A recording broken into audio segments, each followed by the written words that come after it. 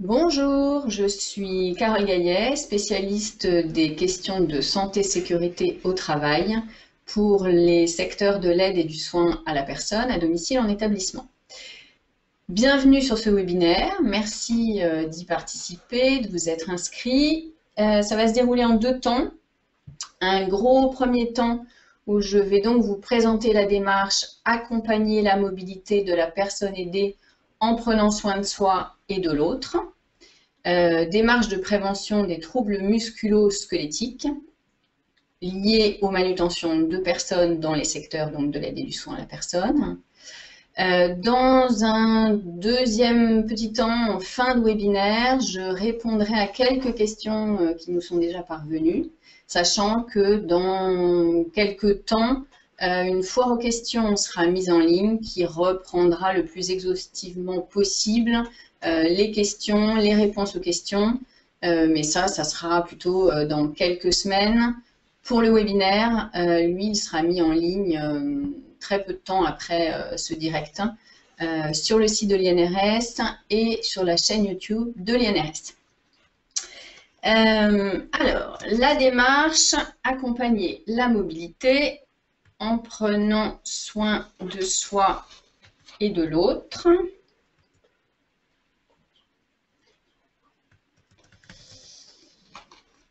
Alors, attendez, il y a juste un petit souci technique. Merci. Alors, déjà, partager un constat. Pourquoi est-ce qu'on s'est particulièrement intéressé au déploiement de cette démarche accompagner la mobilité? Eh bien déjà parce que la problématique des troubles musculo-squelettiques dans les secteurs de l'aide et du soin à la personne sont la problématique majeure. Donc, aussi bien en termes d'accidents du travail, essentiellement avec des pathologies sur le dos, également concernant les maladies professionnelles ou tout ce qui est pathologie liée aux tendons, aux articulations du cou, des épaules, représente donc la majorité des maladies professionnelles dans le secteur. Ce qui se traduit, j'ai voulu volontairement le mettre en relief par un absentéisme particulier dans le secteur avec 8 jours d'arrêt par salarié par an pour le domicile, près de 7 jours par salarié par an sur les EHPAD. Alors que si on regarde l'ensemble des salariés de l'ensemble des secteurs d'activité, on est dans des chiffres bien en deçà de ce qu'on trouve pour ce secteur. Ce qui se traduit, et vous êtes mieux à même que quiconque, et même peut-être que moi, de le constater, un absentéisme majeur. Effectivement, on a été capable de le traduire en chiffres, puisque l'absentéisme maladie ATMP est 3 fois supérieur dans ce secteur que dans n'importe quel autre secteur. Donc, ce qui veut dire qu'on a aussi probablement une partie des accidents et des maladies qui se traduisent par un absentéisme qui ne se retrouve pas dans les ATMP, mais dans la maladie, et avec une hausse quand même qui est près de 50% des AT en 10 ans. Donc, c'est assez majeur. Mais ce sur quoi j'insiste aussi à chaque fois, c'est que si au global, évidemment, cette sinistralité elle est alarmante, elle est préoccupante, et il est urgent et impératif de déployer notamment la démarche accompagner la mobilité parce que c'est une solution efficace qui a fait ses preuves pour juguler les problématiques d'accident du travail et de TMS liées aux manutentions, notamment de personnes, qu'on sait aussi concrètement, parce que ça fait déjà quand même plus de 10 ans que le réseau de prévention accompagne le secteur de l'aide à la personne, de l'aide et du soin à la personne. Ce qu'on voit aussi, c'est que nombreux sont les cas particuliers et individuels qui, lorsque les structures ou les établissements se mobilisent et mettent en place des démarches de prévention, eh bien, les résultats sont au rendez-vous, sont à la mesure de l'alarme à laquelle on est, parce qu'on arrive vraiment à juguler l'absentéisme, les accidents du travail, et donc on redonne de l'organisation, on redonne de la respiration, on redonne de la fluidité dans l'organisation des structures et des établissements. Voilà, donc voilà, raison de plus d'ailleurs pour faire quelque chose, se mobiliser et s'engager dans une démarche de prévention. Alors, les troubles musculo-squelettiques, mais aussi de chute dans le secteur, donc je le disais, ils sont liés essentiellement aux manutentions de personnes et encore même plus particulièrement au rehaussement de personnes dans le lit. Pourquoi? Parce qu'on est dans une culture du faire à la place de, dans le secteur de l'aide et du soin à la personne, mais comme je l'explique aussi souvent, c'est la culture dans laquelle sont formés les professionnels, mais c'est aussi culturellement une attente qui est assez globalement partagée aussi par les patients, aussi par les familles des patients, et puis peut-être par tout un chacun. Et ça tient aussi à l'origine, la construction de ce secteur d'activité. Et en fait, les professionnels sont formés dans l'esprit de si on veut prendre bien soin, si on veut bien soigner, eh bien il faut donner physiquement de sa personne, s'investir physiquement dans l'aide ou le soin qu'on apporte à la personne aidée. Bon. On a une autre problématique aussi majeure, surtout en établissement, toujours en termes de TMS, qui n'est plus cette fois liée aux manutentions de personnes, mais qui est liée aux chariots, puisqu'on a dans les établissements, tous les établissements sanitaires, médico-sociaux, on a des chariots de repas, des chariots de linge, des chariots de médicaments, et j'en oublie, avec en fait une inadéquation là aussi étonnante entre la qualité du roulement et la qualité des sols. C'est-à-dire qu'on a des sols très mous, notamment pour des problématiques de chute et d'acoustique. Et de l'autre côté, on a des roues qui ne sont absolument pas adaptées, avec des chariots extrêmement lourds et très difficiles à pousser, à tirer. Et donc, on a aussi une problématique qui est liée, de problématique de TMS liée à ces tirés-poussés-là. Et aussi, je le souligne parce que la méthode accompagnée, la démarche accompagnée la mobilité a aussi un bénéfice de ce point de vue-là, c'est qu'elle permet d'éviter les chutes aussi bien des résidents, puisqu'en fait, elle permet de ne pas lever une personne dont on sait qu'elle ne tiendra pas le poids de son corps sur ses jambes, on ne la lève pas, et ce qui évite par la même occasion d'éviter les chutes des soignants qui, bien évidemment, ne peuvent s'empêcher de retenir la personne qui est en train de se casser la figure.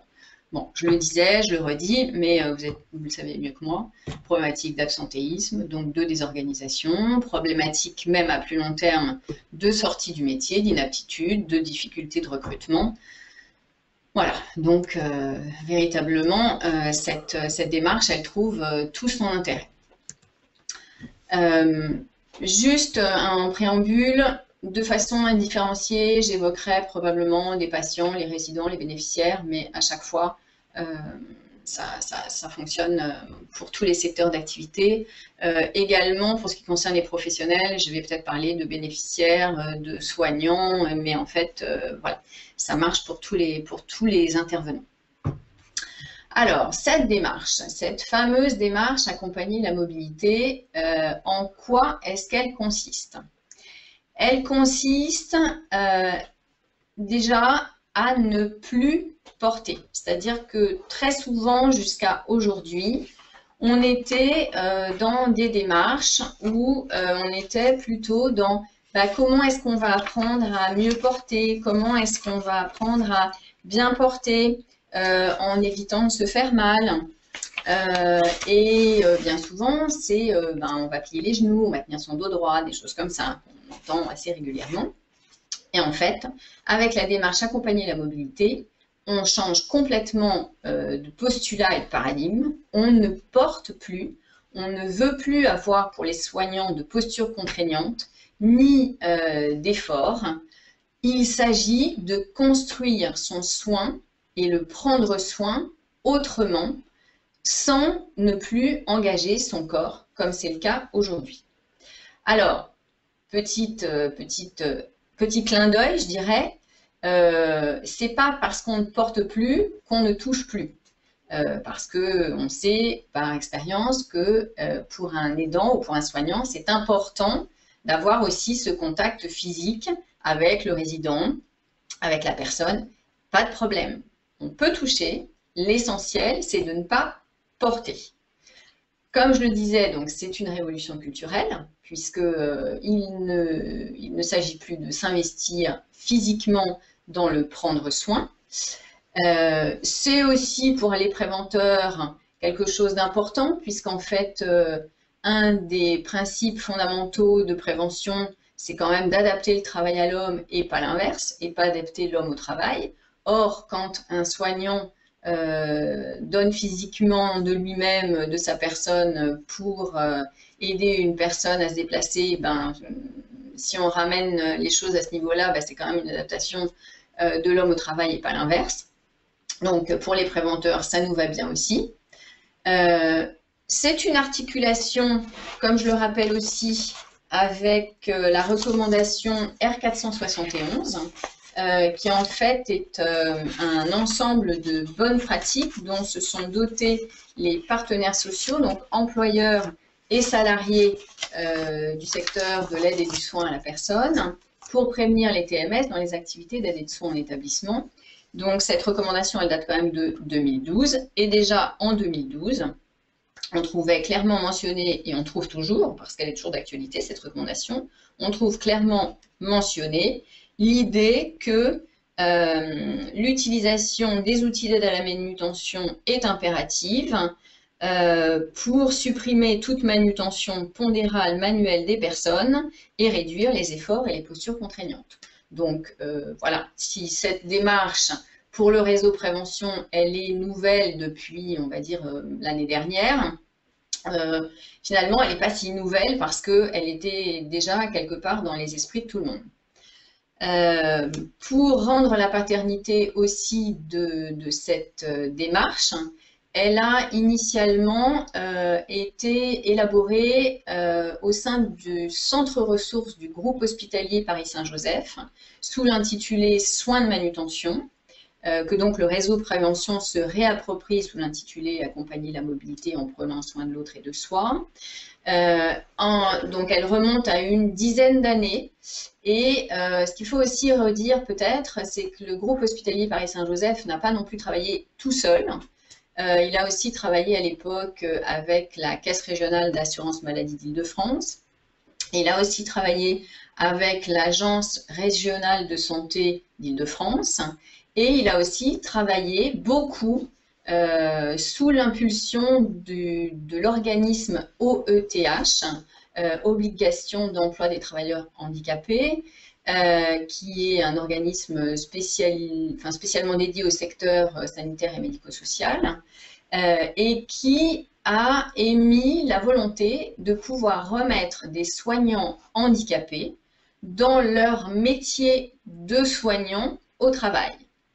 Donc, ce qui a vraiment poussé le centre ressources du groupe hospitalier Saint-Joseph dans ses derniers retranchements, et c'est comme ça qu'on en est véritablement arrivé à pouvoir remettre au travail des personnes qui auraient peut-être été déclarées inaptes ou en incapacité pour exercer leur métier de soignant.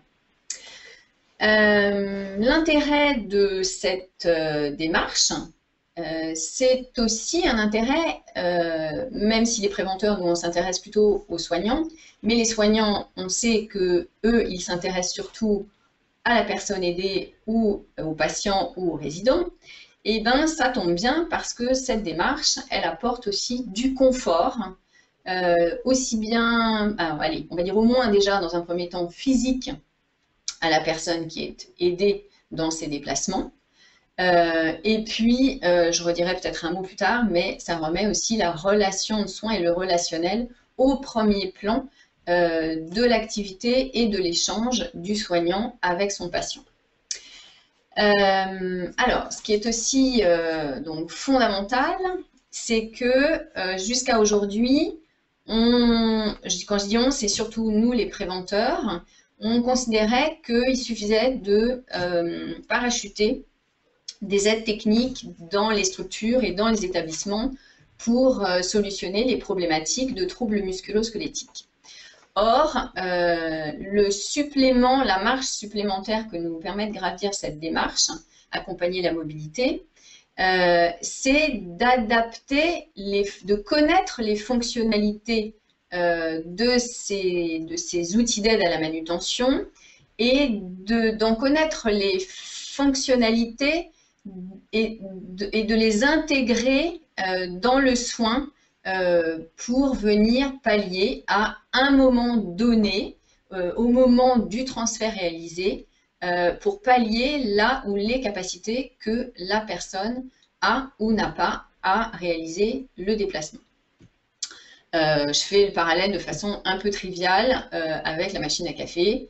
C'est-à-dire une machine à café, c'est bien de savoir s'en servir, mais c'est bien aussi, à un moment donné, au moment où la personne souhaite boire un café, de savoir lequel elle souhaite boire. Voilà, à un moment donné, ça va peut-être être un espresso, à un autre moment un allongé, et peut-être plus tard un décaféiné. Et bien pour les outils d'aide à la manutention, c'est pareil, parce que une personne n'est pas dans les mêmes conditions physique, peut-être le matin quand elle se lève, le midi après le déjeuner, au moment peut-être de la sieste, du retour de sieste, et peut-être encore différent en fin de journée.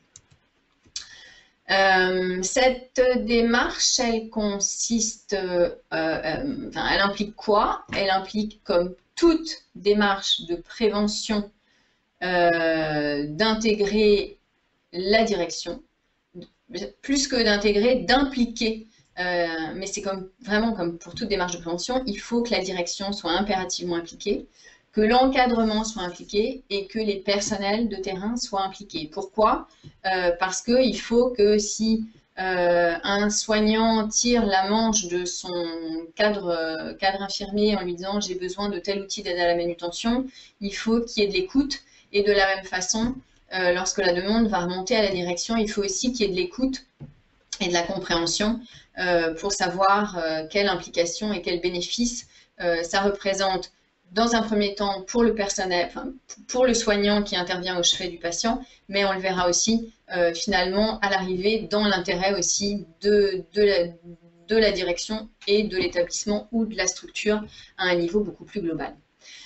Ça implique forcément d'envisager la prévention des risques en termes d'évaluation des risques, notamment des troubles musculo-squelettiques. Et pour ça, je vous renvoie vers la méthode d'analyse de la charge physique de travail, qui est un support, une brochure réalisée, éditée par l'INRS.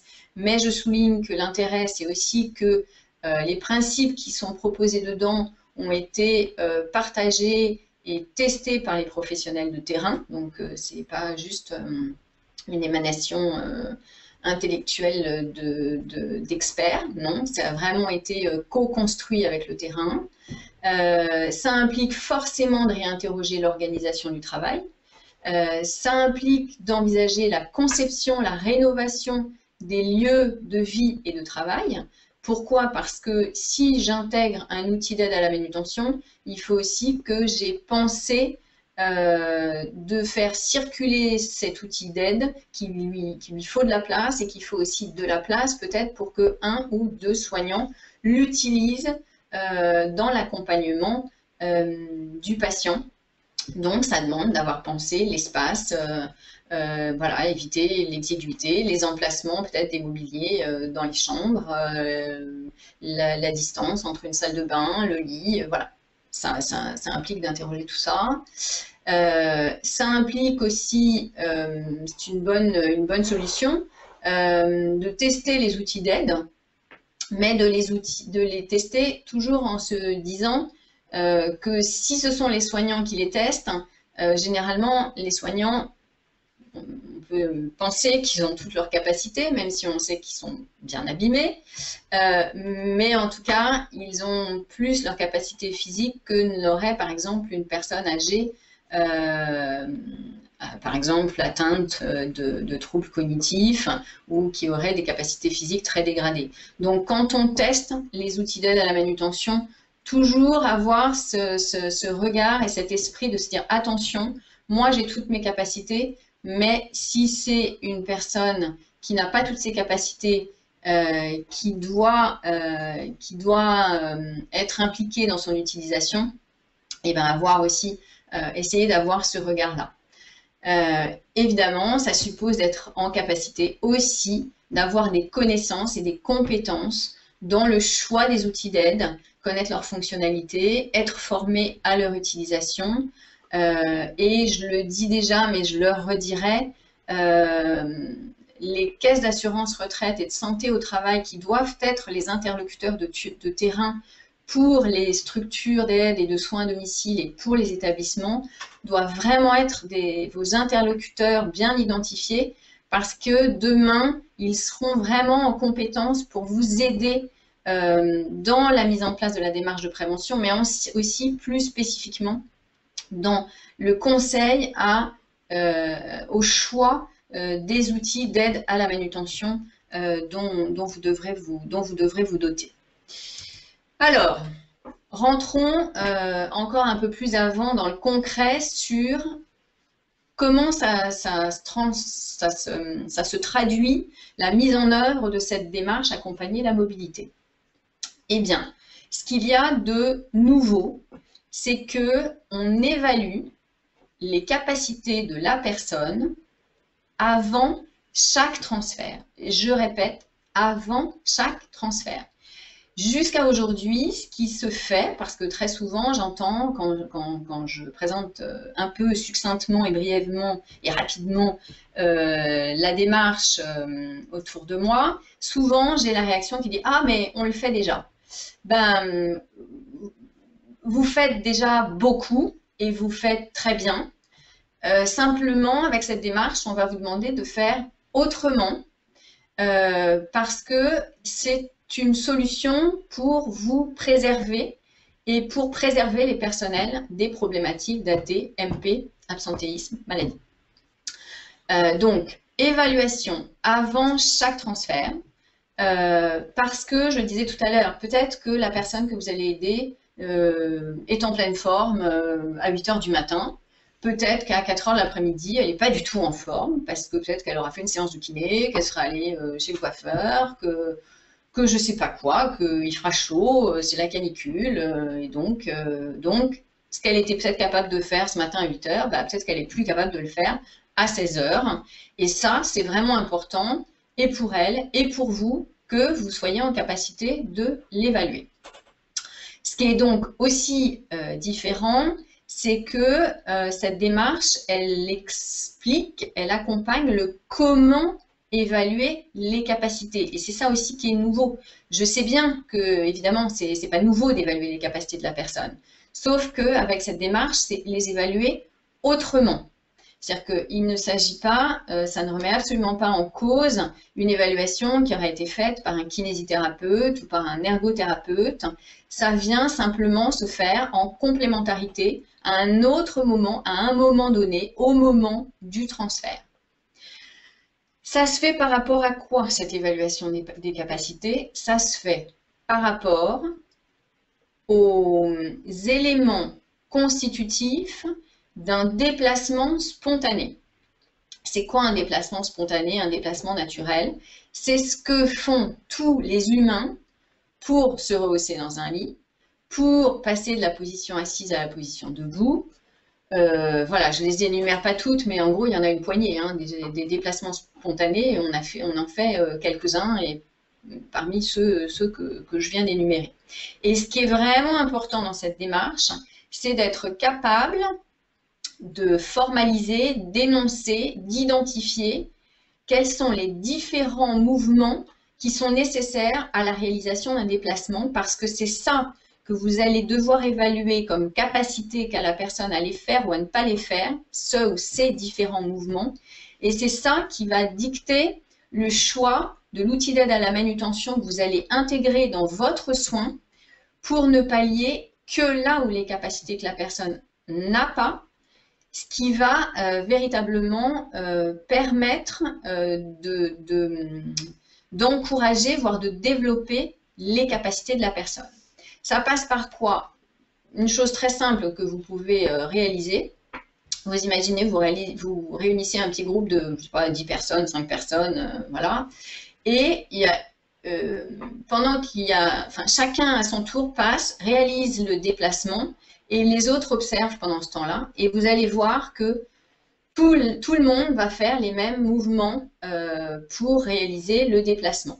Donc, c'est là que vous allez, ça va prendre aussi du sens par rapport à ça et ça va aussi vous aider à identifier ces différents éléments constitutifs de chacun de ces déplacements. Pour une introduction à ce qu'est cette démarche, un film sur les principes de base, pardon, pour évaluer les capacités.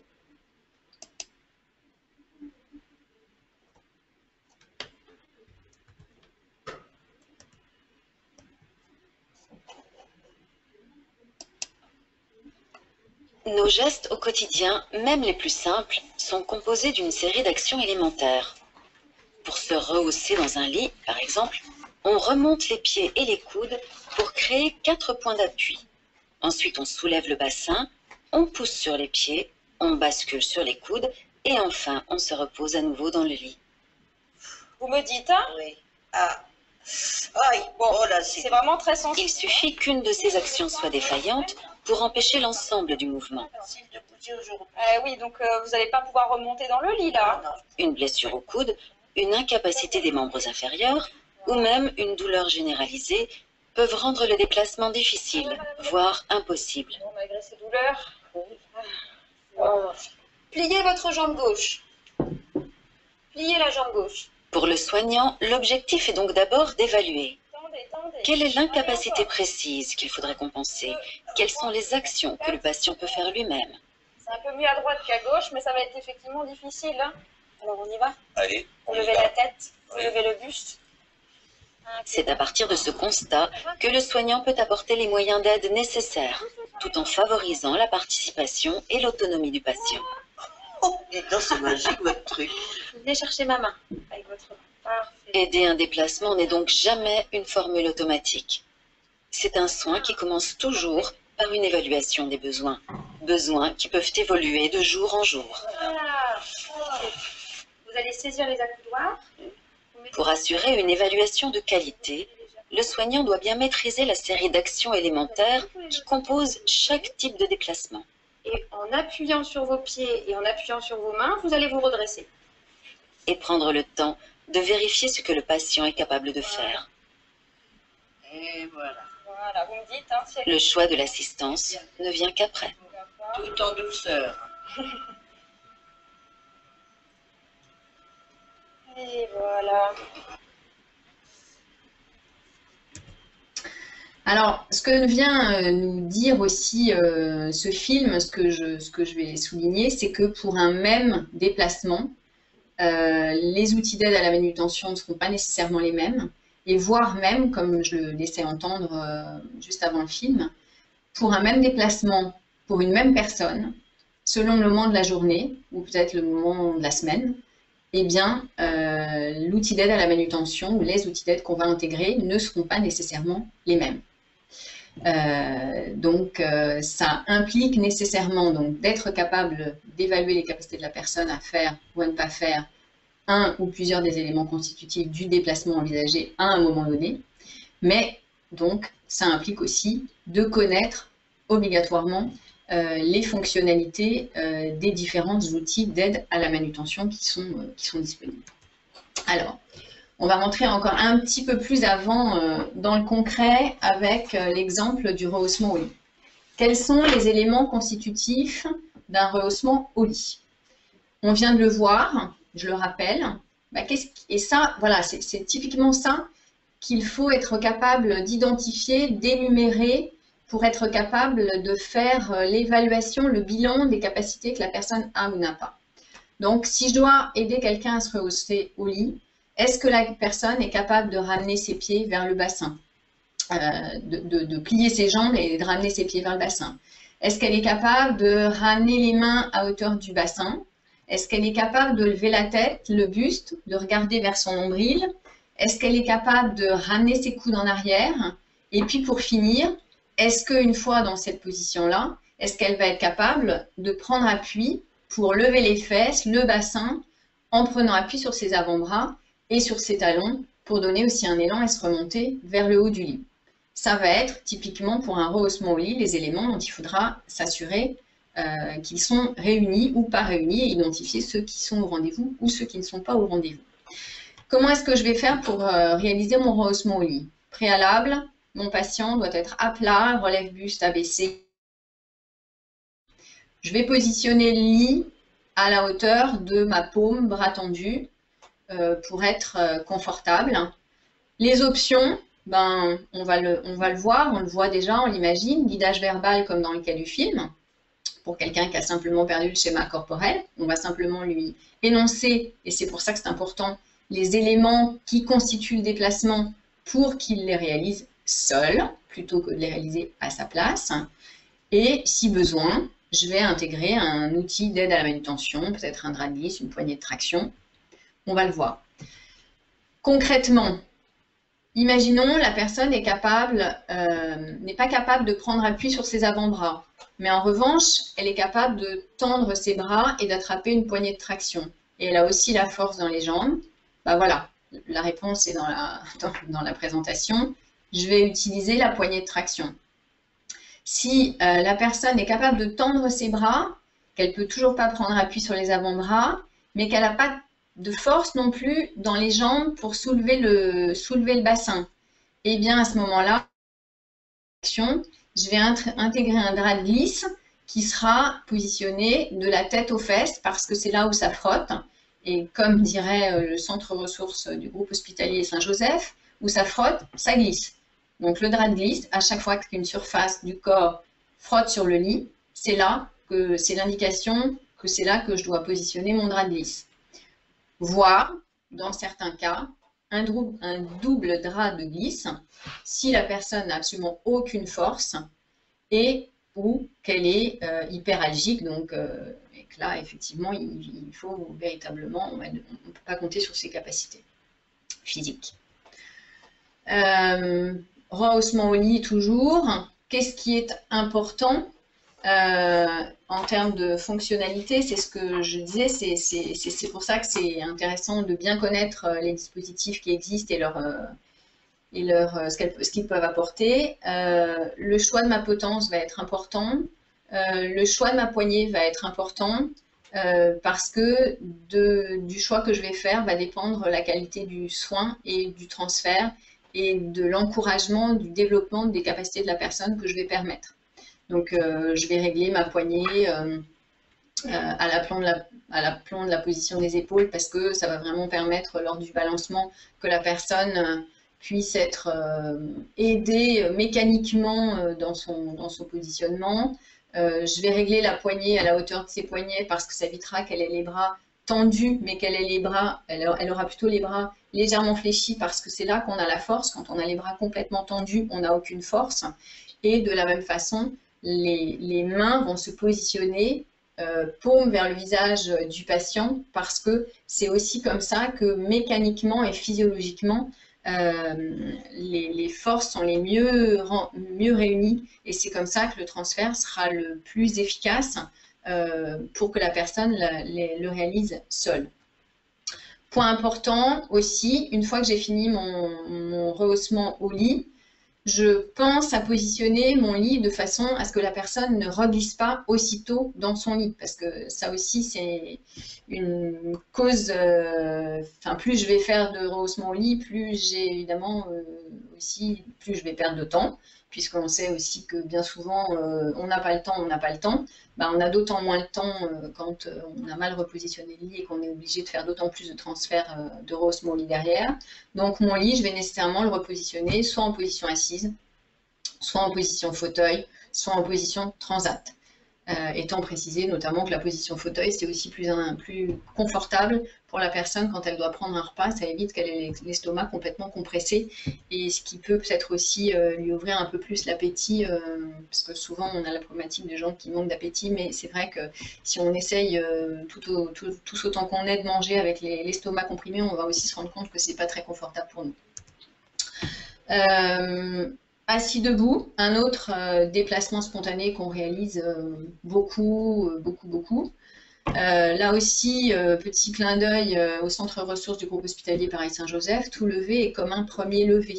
C'est-à-dire que on ne considère pas que parce qu'une personne a été capable de se lever une première fois, elle sera toujours aussi à l'aise. Donc on part du principe que tout lever est comme un premier lever. Comment est-ce qu'on fait tous autant qu'on est pour passer de la position assise à la position debout? On fait tous la même chose. On met nos pieds en arrière du siège. On prend appui avec nos mains, soit sur nos cuisses, soit sur des accoudoirs, soit sur les côtés du siège. On va pencher notre corps en avant. Ça va faire une espèce de bascule et on va pousser sur nos jambes. Et c'est comme ça qu'on va se mettre debout. Petit aparté, c'est pour ça que c'est tellement important de choisir des sièges avec des accoudoirs qui sont longs, c'est-à-dire qui dépassent l'assise.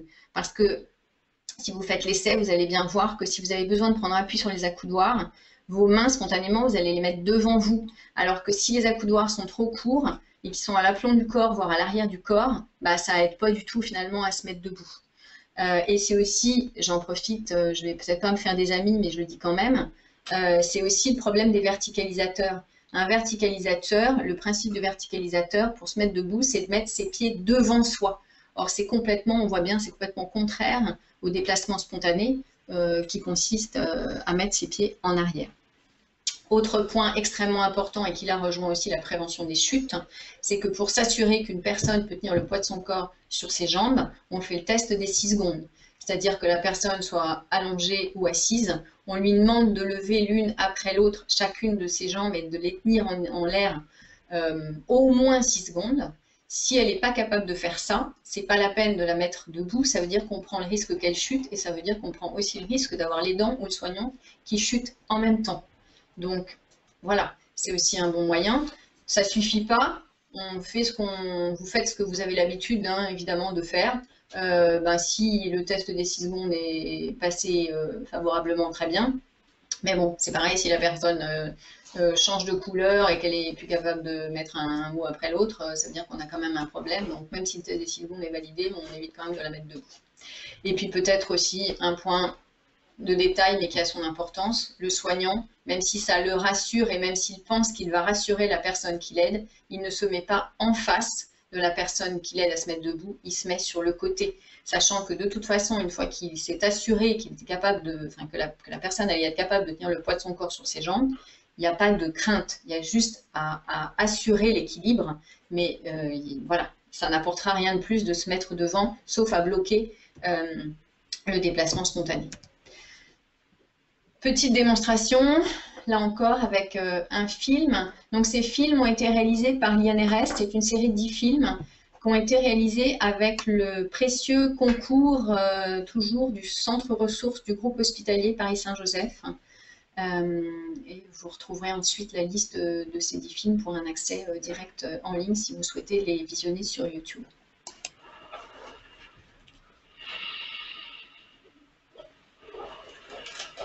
Monsieur Masson?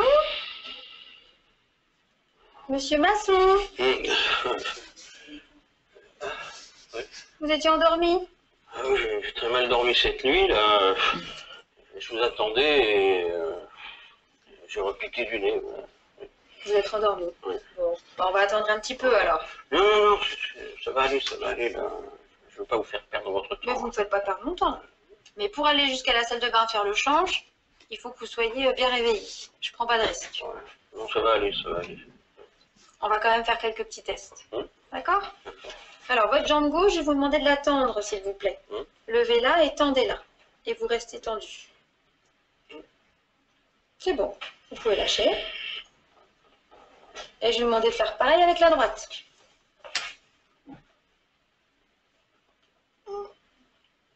Ça va? Ça va. Bah, vous pouvez la remettre. C'est très bien. Alors ensuite, je vais vous demander de mettre les mains sur les cuisses.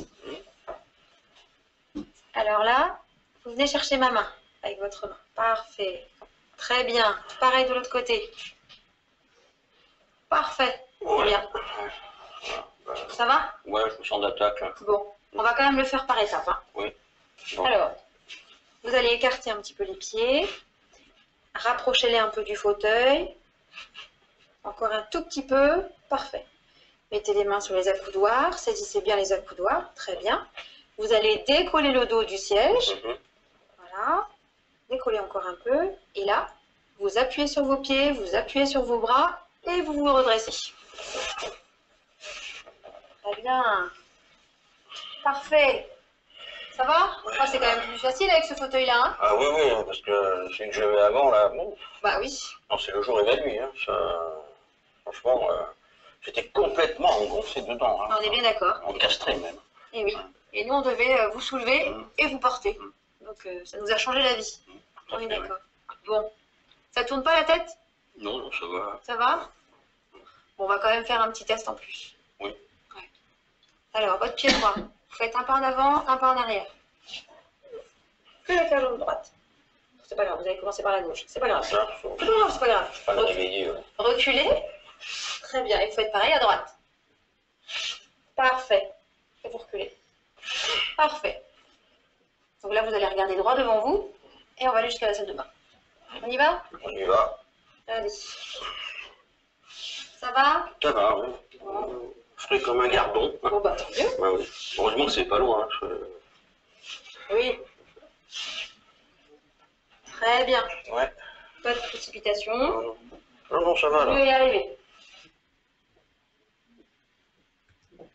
Bien, comme je vous le disais, donc une série de 10 films qui ont été réalisés aussi bien à domicile qu'en établissement, hein, pour avoir vraiment un panorama assez exhaustif des outils d'aide à la manutention et des situations qu'on peut rencontrer. Alors, les bénéfices, ben, je pense qu'ils se déduisent un peu d'eux-mêmes, mais ça va toujours mieux en le disant. On a le confort du soignant et du patient. On a vraiment un confort physique renforcé des deux. Et comme je le disais tout à l'heure, ça permet aussi de remettre la relation de soins au cœur de l'échange. Donc, ce qui contribue aussi à éviter, pour notamment les personnes atteintes de troubles cognitifs, les réactions agressives, violentes. La relation de soins, on sait que c'est ce qui motive les aidants et les soignants à faire ce métier. Donc voilà, cette démarche, elle contribue aussi à redonner toute sa place et tout ce sens à cette relation-là. Elle a aussi, je le disais et je le redis, hein, elle permet aussi véritablement, vous le comprendrez de ce qui a été présenté, de maintenir et d'encourager les capacités qu'a la personne, voire même de les développer. Bien évidemment, et c'est pour nous préventeurs la finalité première, ben, la réduction des risques professionnels liés aux manutentions de personnes. Par la même occasion, je l'ai dit et je le redis encore aussi, la réduction des chutes, aussi bien des résidents que des soignants. Et quand même aussi un point qui est extrêmement important, c'est que avec la démarche accompagner la mobilité, un travailleur qui est handicapé, qui a des restrictions physiques, une femme enceinte de 6 mois, un travailleur vieillissant, peuvent poursuivre leur métier de soignant sans contre-indication, puisqu'il n'y a plus de port de charge, il n'y a plus de posture contraignante, il n'y a plus d'efforts répétés dans l'activité. Un focus quand même sur la démarche qui est mise en œuvre donc, depuis une dizaine d'années au sein du groupe hospitalier Paris-Saint-Joseph. Des chiffres assez percutants. En moins de 10 ans, ils ont divisé par 10 le nombre de jours d'arrêt liés aux manutentions de personnes. Je pense que voilà, ça se passe de commentaires.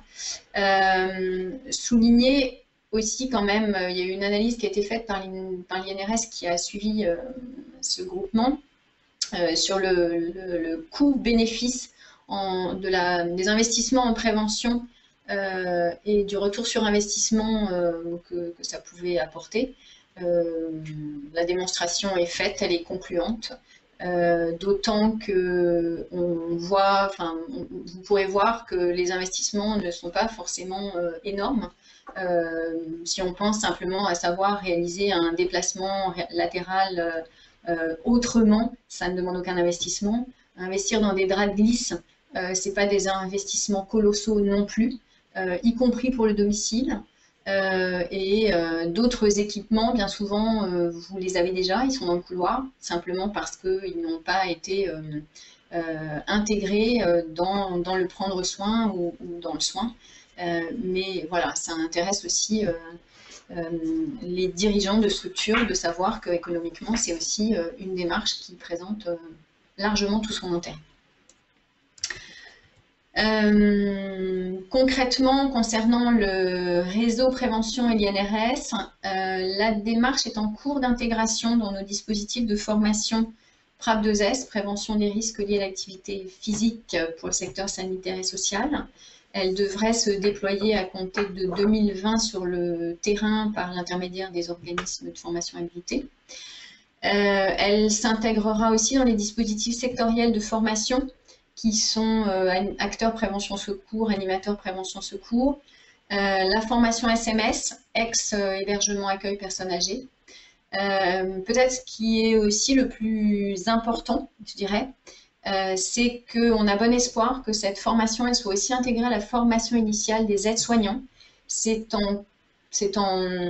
avons remis, l'INRS a remis un état des lieux sur le référentiel et ce qui serait souhaitable qu'il intègre par rapport à la démarche accompagner la mobilité dès la formation initiale. C'est entre les mains du ministère et du groupe de travail qui est en train de s'intéresser à la réingénierie du référentiel. On espère, on attend. Très important aussi, donc je le disais tout à l'heure, vos interlocuteurs de terrain, qui sont les caisses d'assurance retraite et de santé au travail.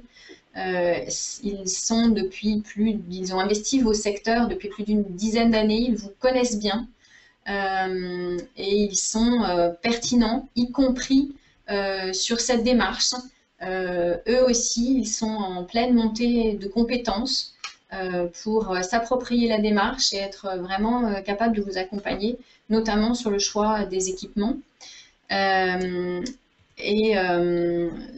rajouterais aussi qu'il y a une...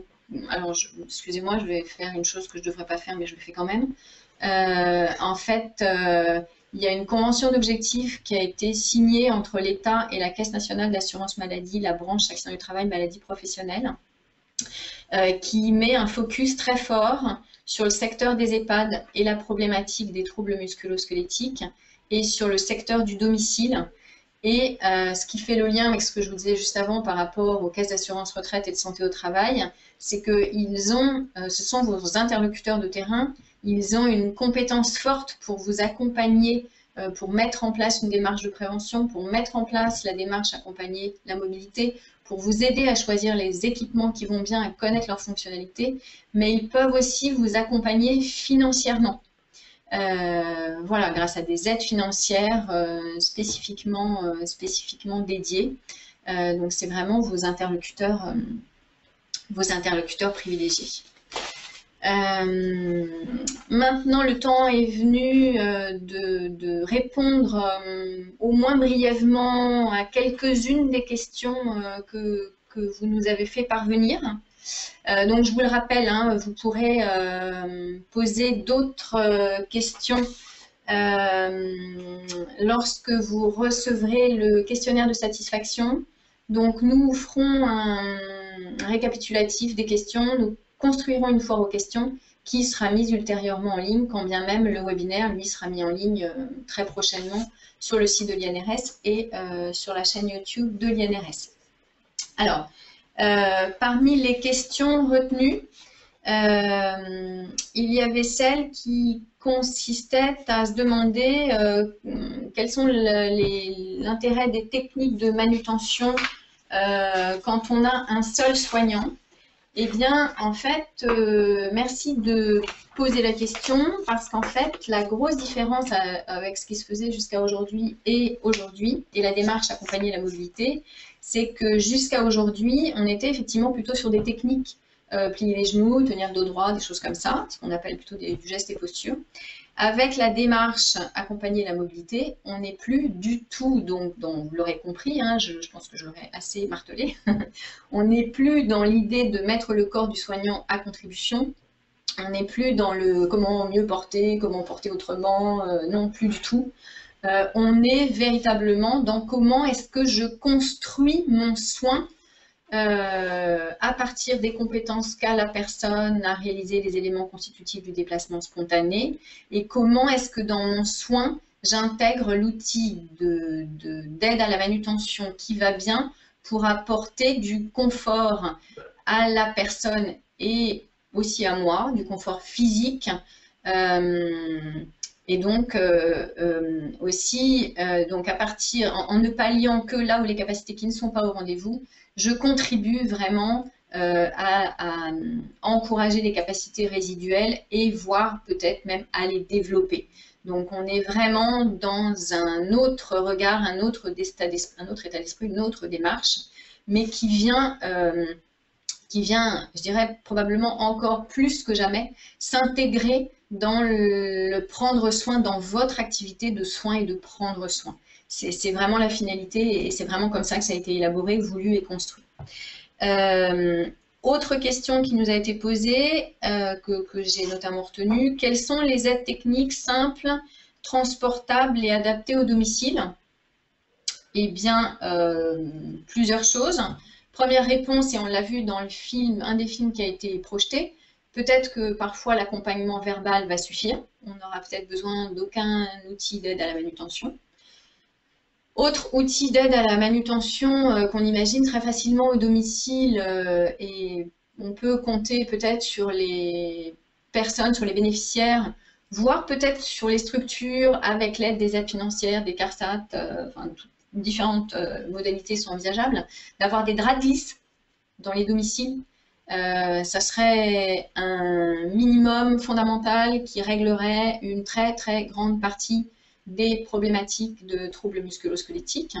Et puis peut-être une chose qui nous paraît évidente, mais qu'on oublie de dire, en fait un lit médicalisé, ça fait partie aussi des outils d'aide, et là aussi, c'est une évolution culturelle, et peut-être aussi d'admettre qu'un lit médicalisé, c'est peut-être aussi plus confortable, même si je comprends que ça peut amener des réticences, ça peut aussi apporter du confort à la personne aidée, soignée, et au professionnel qui vient l'aider, et donc voilà, ça apporte du confort à tout le monde, et ça permet d'avoir un meilleur prendre soin et un meilleur soin, ça contribue aussi à ça. Voilà. Une question nous a été aussi posée sur les exosquelettes. Alors effectivement, nos spécialistes des troubles musculo-squelettiques en ce moment nous font ce retour que on a beaucoup de sollicitations sur les exosquelettes dans les secteurs sanitaires et médico-sociaux. Je ne vais peut-être pas vous faire la réponse ici tout de suite. En revanche, je vous renvoie vers un autre webinaire que vous trouverez en ligne sur le site de l'INRS et sur la chaîne YouTube de l'INRS, qui est vraiment consacré aux exosquelettes, et aussi sur une brochure qui a la référence ED 6315, que vous retrouverez également en téléchargement gratuit sur le site de l'INRS ou auprès des centres de documentation de vos CARSAT, et qui est une méthode pour analyser les besoins en exosquelette, je vais le dire comme ça, et comment choisir au mieux un exosquelette. Voilà. D'autres questions, donc je vous disais, on apportera des réponses dans la foire aux questions. Si peut-être une qui me revient, je vais m'excuser. une sur les aides techniques, sur les outils d'aide à la manutention. Où est-ce que je peux les voir? La question nous a été posée, où est-ce que je peux les voir? À quoi ça sert? À quoi ça ressemble? Comment on s'en sert? Je vous renvoie vers les centres d'information et de conseil sur les aides techniques. Il n'y en a pas forcément, je suis bien désolée, il n'y en a pas forcément à tous les coins de rue, mais je sais qu'il y en a en Languedoc-Roussillon, je sais qu'il y en a en Aquitaine. En Aquitaine, d'ailleurs, il y a même un camion mobile avec des ergothérapeutes, hein, les ergothérapeutes qui sont des alliés forts aussi hein, pour l'évaluation des capacités. Il y a un camion mobile avec des aides techniques en démonstration pour justement venir à la portée des personnes concernées. Mais sinon, voilà, ça s'appelle des centres d'information et de conseil sur les aides techniques. Vous pouvez éventuellement aussi vous renseigner auprès il y a des distributeurs parfois, des fabricants qui ont des showrooms. Ça peut être aussi un moyen, même si ce sera moins exhaustif qu'un centre d'information et de conseil sur les aides techniques qui sera accompagné en plus du conseil très avisé d'ergothérapeute. Mais voilà, c'est essentiellement vers ces professionnels-là que je vous renvoie. Donc, je vous disais les autres questions. Malheureusement, le temps nous est compté et c'est absolument impossible de répondre à toutes vos questions, dont on vous remercie. Pour plus d'informations, plus généralement, sur la prévention des risques professionnels dans ces secteurs, vous allez retrouver les pages web sur le site de l'INRS, sur les métiers du soin et de l'aide à la personne, et vous allez retrouver des rubriques pour chacun des secteurs, aide, soins, établissement, petite enfance, et vous retrouverez donc aussi les films dont 2 vous ont été d'ores et déjà projetés. Il ne me reste plus qu'à vous remercier grandement pour votre participation, votre attention. Je vous l'ai dit, je vous le redis, webinaire en ligne sur le site et sur la chaîne YouTube. Et voilà, et le réseau prévention reste mobilisé à votre écoute, à votre disposition pour vous accompagner, les CARSAT, vos interlocuteurs privilégiés sur le terrain. Merci beaucoup, bonne journée.